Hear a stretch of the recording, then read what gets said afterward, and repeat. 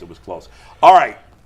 So 5-pack of five-pack of stats. Yeah, 5-pack of stats. These are pretty simple. Yeah, if you go by McNuggets, how do you have 5-pack of stats? Yeah, that is It's got to be a 6-pack. You try finding 6 Give me stats. 6. It's fine. I want 6. I have a 6 stat in my head. I'll just give you guys. All right, I want a 6-pack from now on. Let's take the first one. Special You'll go to teams woes, McDonald's and guys. get 5 nuggets. Bubba Ventrone talked yesterday, and in doing some research, I've found the Browns have allowed 3 return touchdowns this season. That's the most in football. Since 2023, they're the only team in football to allow 3 kick return and 3 punt return. Good Lord. That's since Bubba Ventrone took over. What do you mean 3 kick returns? Oh, they've allowed 3 kick return and 3, so 6 total returns. 6 special teams touchdowns. No other team in football has allowed more than 3 combined in that stretch. So, yeah, special teams, anything but special early on. And not even early on. The last 2+ years was Ventrone under the helm. And obviously the two last week were the backbreakers against the Jets. All right. He came here with such a reputation. Yeah, reputation. Yeah, and but I mean, that's what I'm saying. There's something going on in that building because Prefer had a good reputation when he came here too, and I don't think Prefer would have been fired had Ventrone not become available. Like remember, everybody wanted Prefer fired, and it was late. Like I don't remember. They held on to him for a while. Yeah, it was a late firing, and it was only after Bubba became available did they fire. He was in Indy. Right. Yeah. And they had the #1 special teams unit in Indy 2 years before his departure. There's something about that building, man. Turns everybody into crap. Oh. All right, stat number 2. I was looking at some of the overall rankings for Dillon Gabriel through his first 5 starts, and since 2006, 72 rookies have dropped back and thrown at least 200 passes. Gabriel's 5 yards per attempt ranks dead last out of the 72 qualified quarterbacks. Yeah. This season, out of 33 qualified quarterbacks, he ranks 32nd in QBR, 32nd in air yards per attempt, and he is the 5th highest off-target pass rate at 17.9%. So almost a fifth of his passes are charted and registered as completely off-target. I'm surprised there's people worse than him. My Lord. So not good. Any surprising people that are worse than him? Or is it all the usual terrible suspects? I don't mean, if I'm at my laptop, I could have all these up on my phone. I can't. But it was no name was super shocking that you would expect. Can you pull that up one more time? I'm sorry. I want to see that top one. It was 72 rookies. Rookies have dropped back 200+ times. Since when? Since 2006. So in the last 20 years, 72 rookies have thrown 200 or more passes, and he's dead last of those 72 yards per what about the veterans? He's probably... Oh, he might be dead last among all of them. Yeah. Yeah. I don't have that. That's true out of how many hundred players? Yeah. Not good. Right. If he's last amongst rookies, you've got to figure. The rookies are going to be near the bottom of it anyway, usually. If he's not last, he's got to be in the bottom 2 or 3 out of probably 500 players.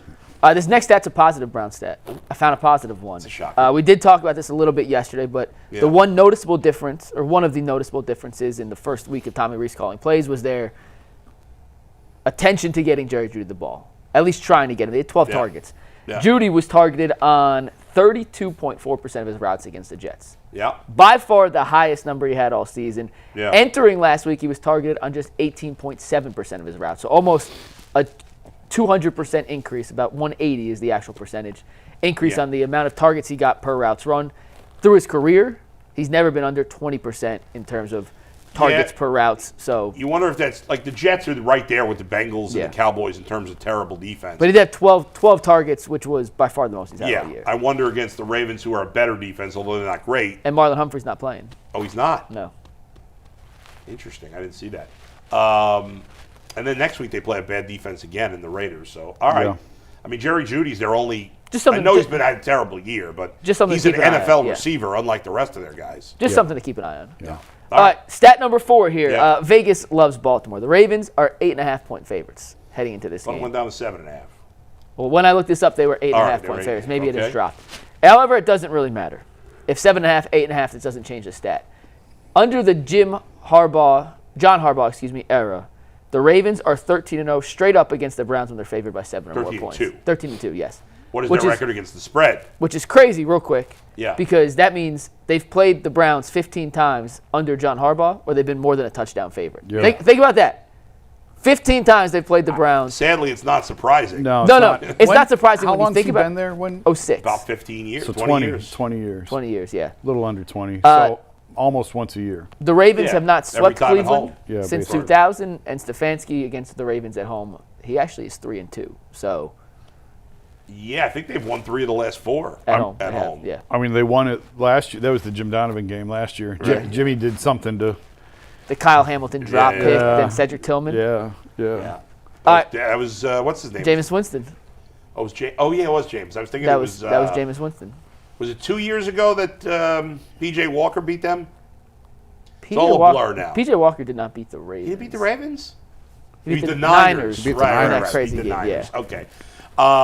Right, the year before it was Deshaun. Yes. With the And that was the comeback. crazy comeback, but that was in Baltimore. That was That not was the here. last time we were happy to see him on the field. And then the next day, Yeah, shoulder injury. All right. exactly. Stat All right. number 5 out of a Five. 6-pack. Oh, Because I'm making up this Well, I'm not right. making up. I know the stat. yeah.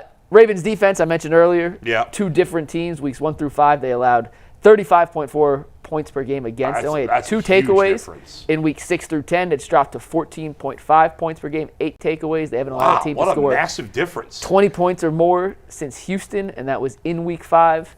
Once again, they're getting a bunch of turnovers. They played some bad offenses, but in that last second game stretch, week 6 through 10, they did play the Rams. They held the Rams to 17 points, and the Rams have been And an the Rams are one of offensive the best teams in juggernaut. football Yeah, right now. they're the best team they played in that stretch.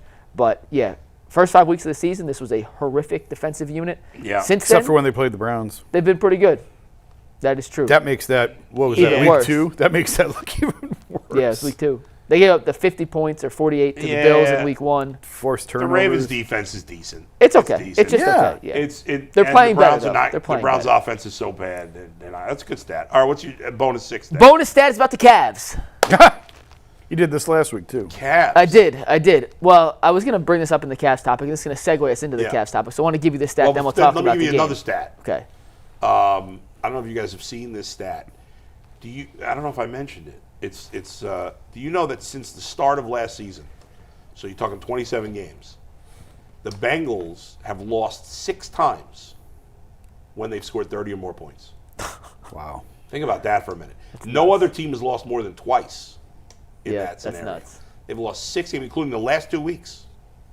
Wow. 6 times when they scored 30 That's or more tough. points. Like, what are the odds of that? Well, that's I wonder if that's ever happened before in a 2-year stretch. And it won't be the last time. They'll do it again this year, probably. well. And All right, you now want let's get to the Cavs stat. All right, I'll give you the Cavs stat. Or you can steal my Oklahoma City stat that I gave you. No, I actually have a Cavs stat that's more relevant. They've been horrible in the second quarter this season. Okay. What do you think their plus minus in just second quarters this year is? Well, now that Minus you saying 15. they're As a team, not like They individually. played how many games? They're 8-5, so 13 games. Okay. I'll say they're minus 67 in the second quarter. Not bad.